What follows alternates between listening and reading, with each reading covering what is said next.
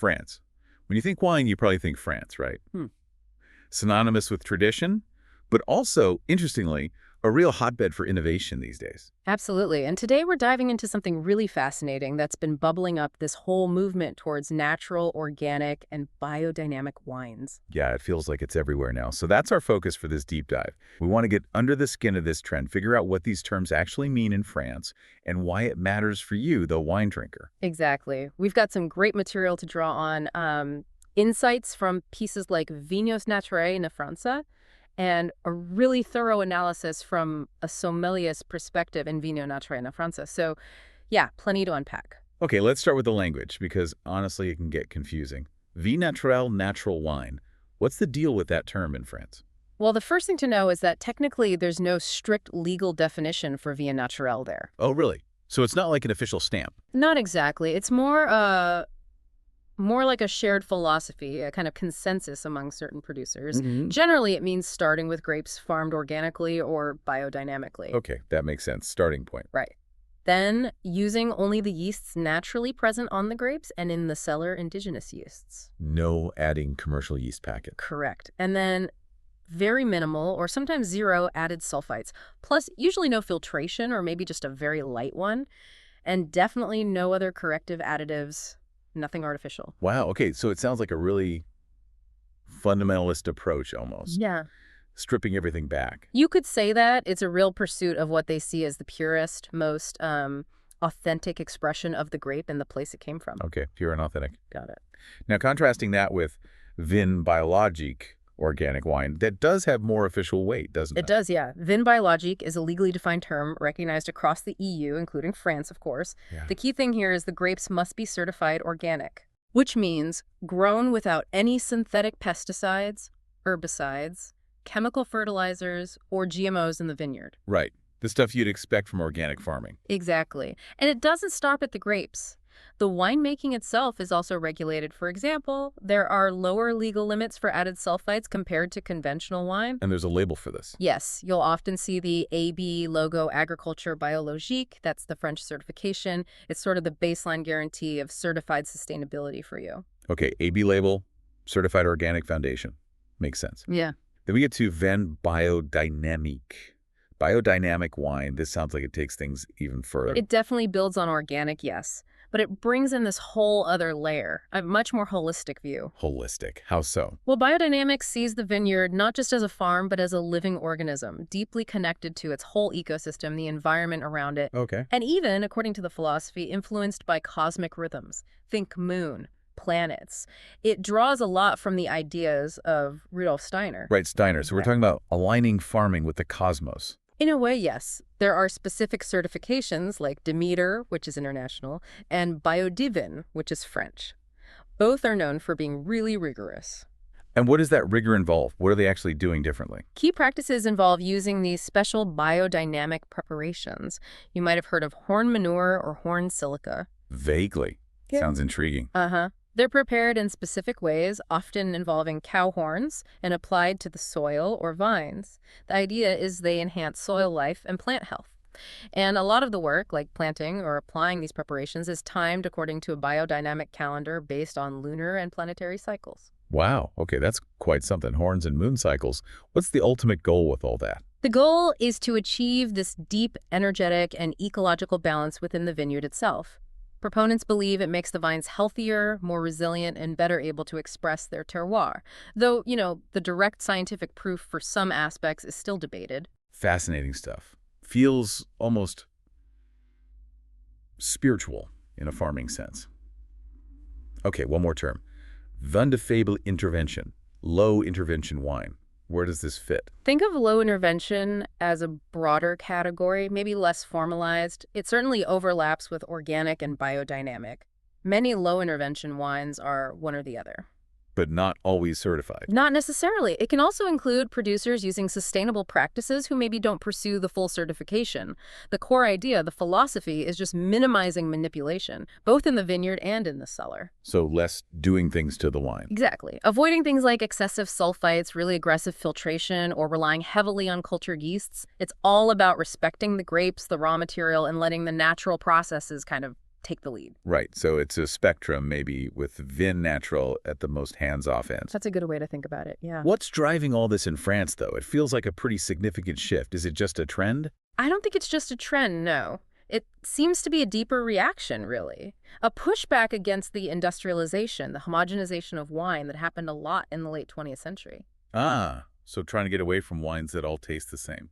Kind of, yeah. There's this real desire to get back to more traditional methods, maybe show more respect for nature's role, and produce wines that truly taste of where they come from, wines with individuality. A return to roots, almost. Exactly. And this desire for authenticity really connects to the specific sustainable practices we're seeing, starting right there in the vineyard with organic viticulture. Okay, so let's dig into those practices. Organic viticulture, we mentioned the AB label. What does that look like day to day in a French vineyard? Well, practically speaking, you see a lot of focus on the soil.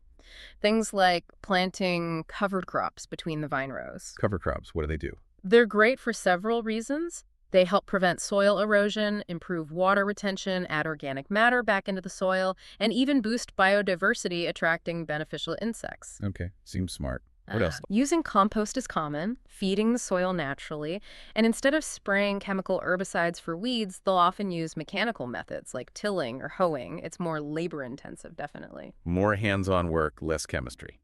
Got it.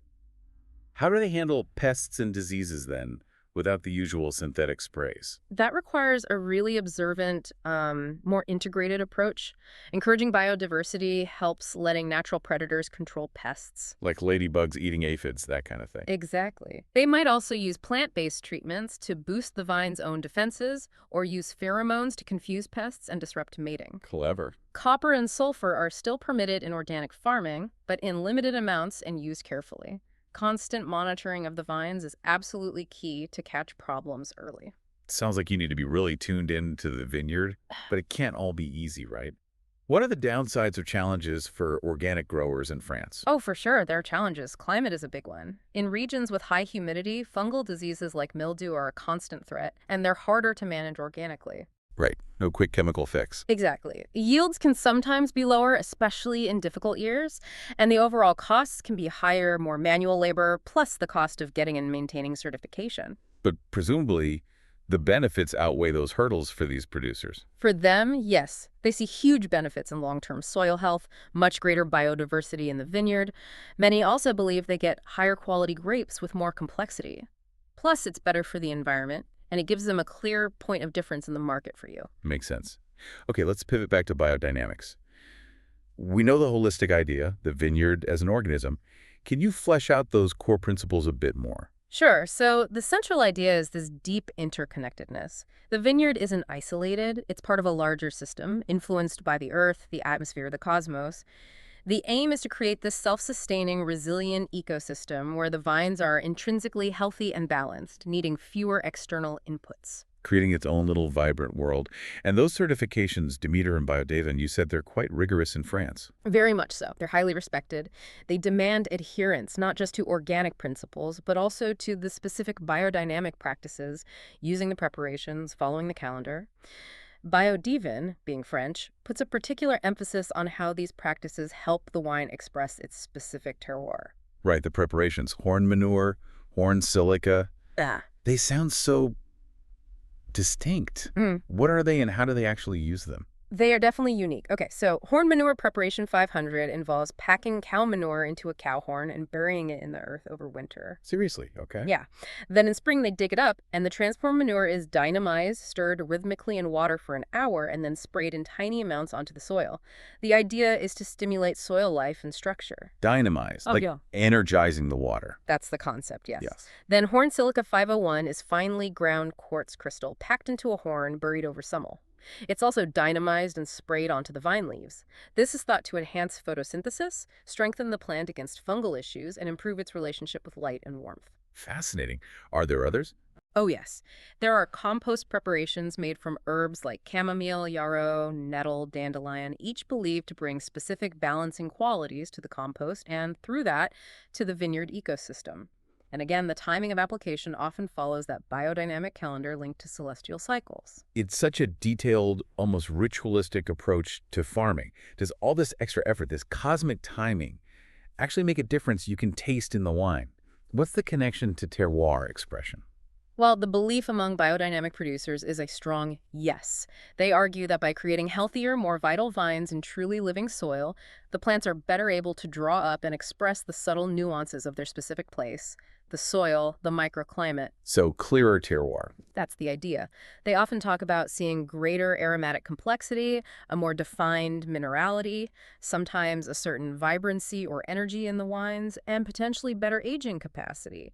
It's about letting the terroir speak more clearly because the vine is in better harmony with its environment. You take someone like Nicolas Joly, his wines often have this incredibly distinct, savory, almost saline minerality. It's quite unique. Tasting the place. That's the holy grail for many wine lovers. Okay, shifting gears slightly to low-intervention winemaking again. That philosophy of minimal meddling. What are the key things happening or not happening in the cellar? A big one is the reliance on indigenous yeasts, as we mentioned. These are the yeasts naturally living on the grape skins and floating around in the cellar. The wild ones. Exactly. The idea is that this diverse population of wild yeasts creates more complex, unique aromas and flavors, a truer expression of the site compared to using a single predictable commercial yeast strain. And maybe less predictable results during fermentation. That can be part of it, yeah. Fermentations might start slower or behave a bit differently. It requires careful observation from the winemaker. Okay. And sulfites. That's always a hot topic with natural wine. Absolutely. In low intervention circles in France, you see a whole range. Some producers add absolutely none, sans soufre ajouté on the label. Others might add just a tiny bit, maybe only right at bottling, just for stability. Why the push to use less or none?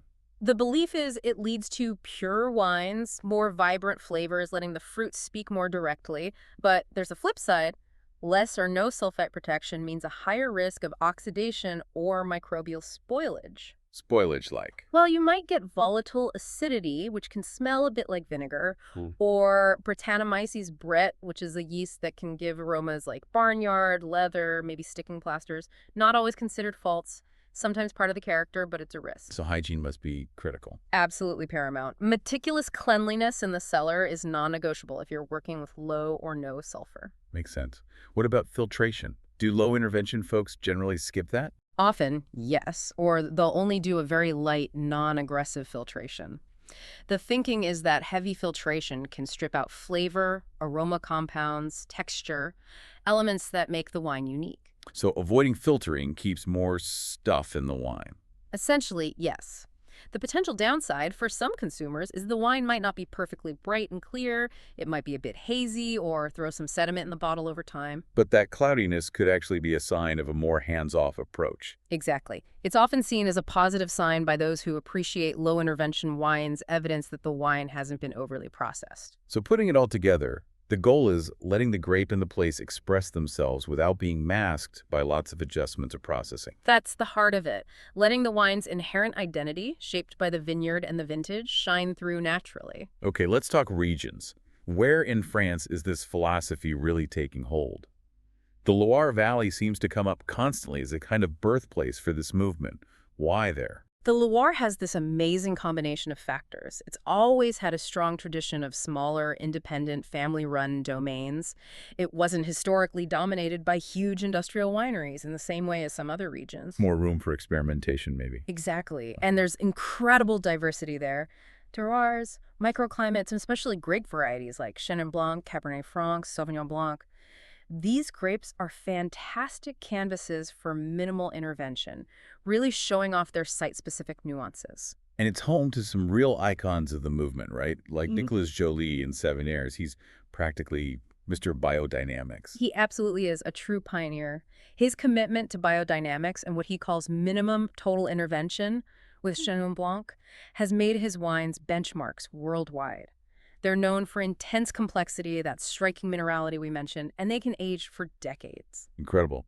Then there's Francois Chidane, also working with Chenin and Montlouis and Vouvray. What's his signature? Chidane is a master at showing the amazing range of Chenin Blanc. He makes everything from bone-dry, nervy styles to incredibly rich, sweet wines, but always with this hallmark purity of fruit and a really clear sense of the specific vineyard terroir shining through.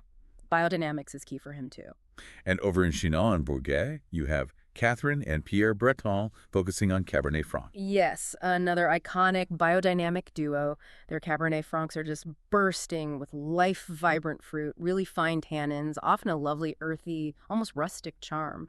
They're also known for using very little sulfur. In Didier Dagenot in Puy Fumé. Hmm. He might not have used the natural label, but his influence was huge, wasn't it? Immense. Even though he passed away tragically, his legacy of obsessive vineyard work and minimal intervention in the cellar lives on. His Sauvignon Blancs were just legendary for their complexity, intensity, and ability to age. He really pushed the boundaries of quality and terroir expression. It really shows the depth in the Loire. Okay, let's head south to Beaujolais, famous for Gamay and for that gang of four who kind of started a natural wine revolution there. Ah, yes, the famous Gang of Four, Marcel Lapierre, Jean Foillard, Jean-Paul Thévenet, and Guy Breton. Back in the 80s, they really changed the game for Beaujolais. How so? What was their approach? They went back to basics, really. Organic farming, often biodynamic principles too, relying on native yeasts, using carbonic or semi-carbonic maceration, which Beaujolais is known for, but they did it meticulously. Carbonic maceration. That's the whole berry fermentation thing. Right, fermenting whole grape clusters in a carbon dioxide-rich tank. It gives those really vibrant, fruity aromas and soft tannins. And crucially, the Gang of Four used very little or no added sulfur. Their goal was pure, transparent Gamay that tasted of its specific cru, Morgon, Fleury, etc. They really put Beaujolais back on the map for quality, didn't they? Absolutely. They inspired a whole generation, not just in Beaujolais, but everywhere. And that legacy continues today with producers like Yvon Metres, Jean-Louis de Trèves.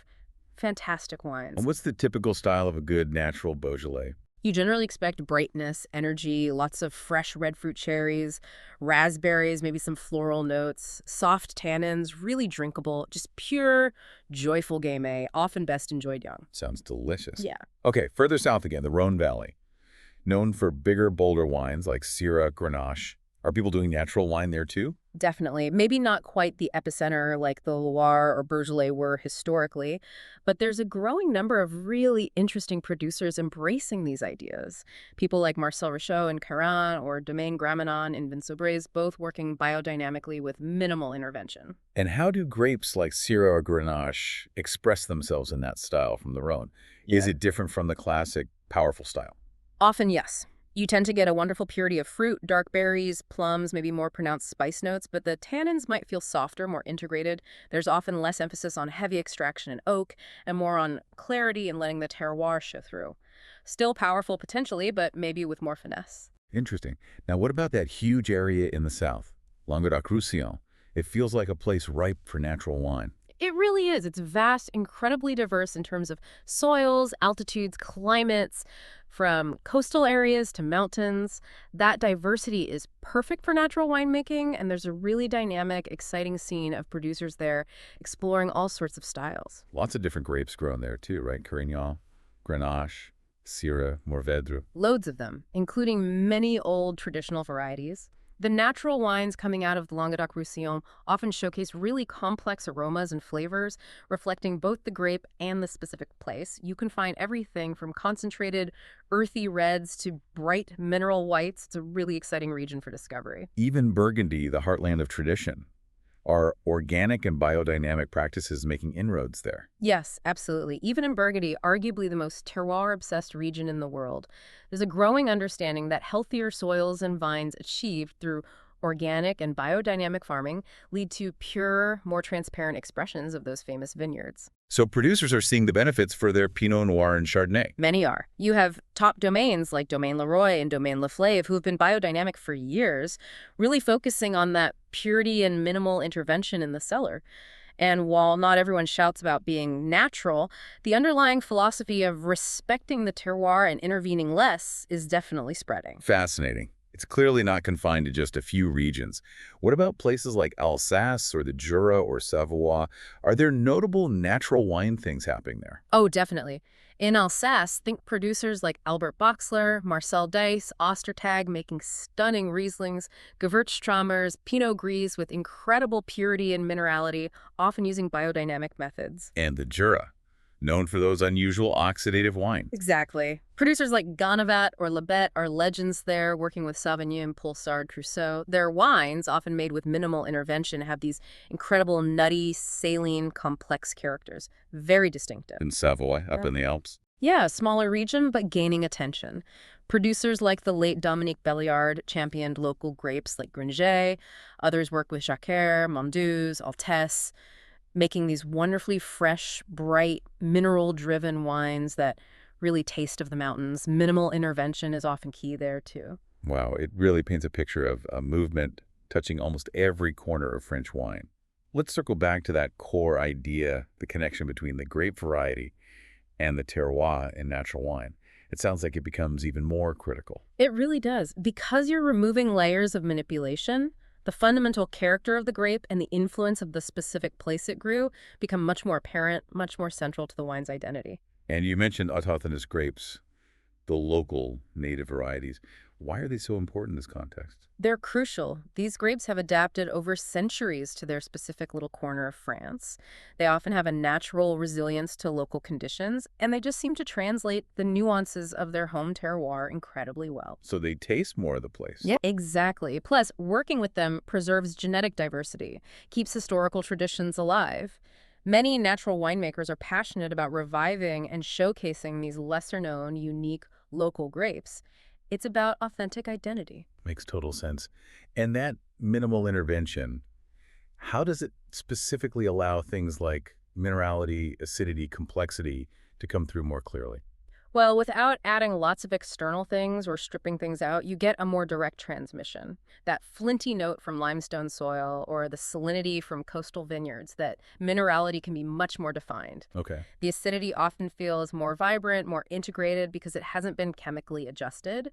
Complexity tends to build naturally during fermentation and aging, revealing layers rather than having flavors imposed.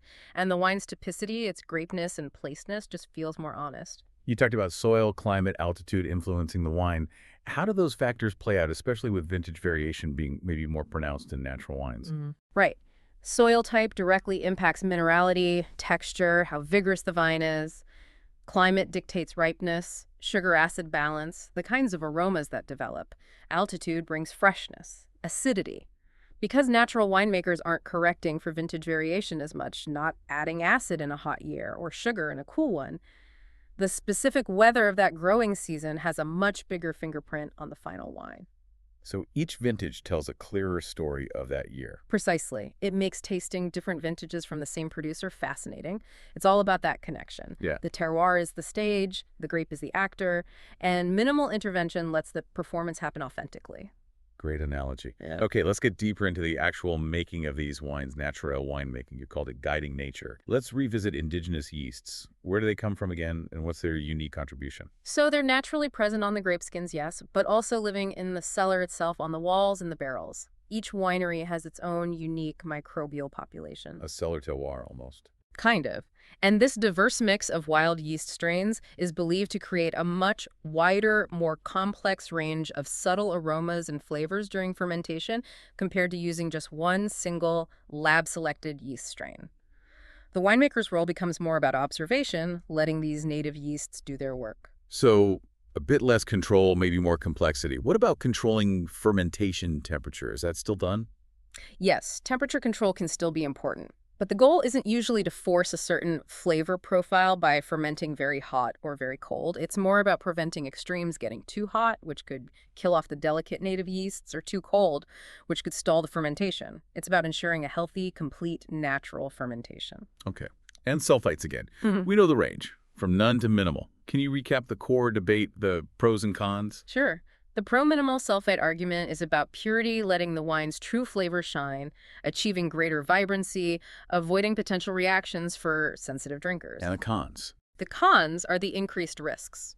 Risk of oxidation, the wine aging prematurely, losing freshness, getting nutty or bruised apple notes, and risk of microbial problems like the volatile acidity or Brettanomyces we mentioned earlier. It requires pristine fruit and, as we said, impeccable cellar hygiene. A real balancing act. Yeah. Now, filtration or the lack thereof, why skip it, and what does it do to the wine? The main reason to skip or minimize filtration is to preserve everything that makes the wine itself, the fine particles that contribute to texture, flavor, aroma, even color. Aggressive filtration can strip these away, leaving the wine technically clean but potentially less interesting, less complete. So non-filtered might mean richer texture, more complex. Often, yes, you might get a fuller mouthfeel, more layers of flavor. The visual trade-off might be that slight haze or sediment, but for many, the sensory gains are worth it. And aging. What do natural winemakers in France typically use to mature their wines? Does it differ from conventional methods? You see a variety of vessels. Stainless steel is common for preserving freshness, especially in whites or lighter reds. Concrete tanks are popular too. They allow a tiny bit of oxygen exchange, like oak, but without adding wood flavor. What about oak barrels? They're used, but often older, larger barrels like Faudres or demi-moids, rather than lots of new, small barriques. The goal is gentle oxygen exposure to help soften tannins and integrate flavors, but not to impart strong oaky notes that could mask the fruit and terroir. And amphora. Those clay pots seem trendy. They are increasingly popular, yes. Clay is porous, allowing microoxygenation, but it's completely neutral flavor-wise. Many believe amphorae give a unique texture and really let the purity of the fruit shine. Aging time itself is also key, allowing complexity to develop naturally. So carefully choosing the vessel to match the wine's style and potential? Any other key minimal intervention things they avoid? Yeah, generally avoiding things like adding acidity, adding sugar, chaptalization, adding tannins, using commercial enzymes to extract more color or flavor.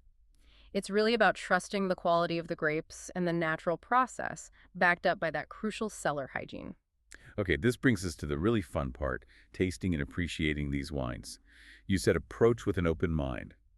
What should we be looking for, or perhaps not be surprised by, when we pour a natural French wine?